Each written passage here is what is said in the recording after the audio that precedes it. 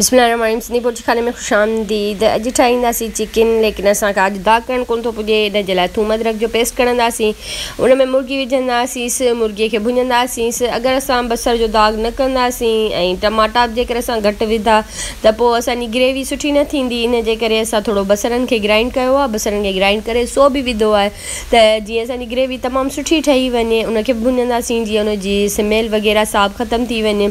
हिन में चमिचो ॾेढ असां विझंदासीं सुकनि धाणनि जो, जेके सुका धाणा हूंदा आहिनि उहो विझंदासीं। हिकिड़ो चमिचो हेड जो विझंदासीं, थोरो जीरो विझंदासीं ऐं हिकिड़ो ॾेढ चमिचो खनि असां लूण जो विझंदासीं।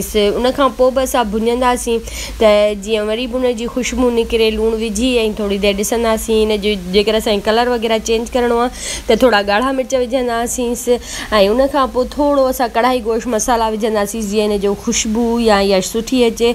ऐं सीक्रेट मसाला जो बि हिकिड़ो चमिचो विझंदासीं त जीअं इन जी ख़ुशबू जेका आहे सा, जंहिंमें जीरो, धाणा ऐं ॻाढ़ा मिर्च पीठल हूंदा आहिनि उहे विझंदासीं त जीअं इन जी ख़ुशबू सुठी अचे।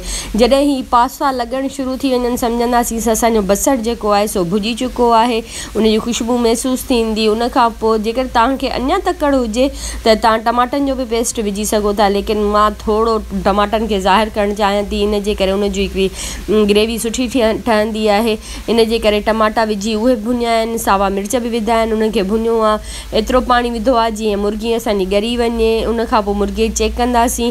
काफ़ी हद ताईं असांजी मुर्गी ॻरी चुकी आहे। इन जे करे हाणे असांजी मुर्गी तक़रीबन तयारु आहे। थोरो सो पाणी विझंदासीं, असांखे थोरी सी रस खपे। इन जे करे घणो पाणी न विझिजो, छो त पोइ मसाला गुम थी वेंदा। धाणनि ऐं सावनि मिर्चनि सां सर्व कयो, ठाहे खाई इंजॉय कयो। थोरो असां मथां ॾही विधी आहे गार्निश जे लाइ। हूअं बि असां ॾही विझी खाईंदा आहियूं, थोरो सुठो लॻंदो आहे। ठाहे खाई इंजॉय कयो। अल्लाह हाफ़िज़।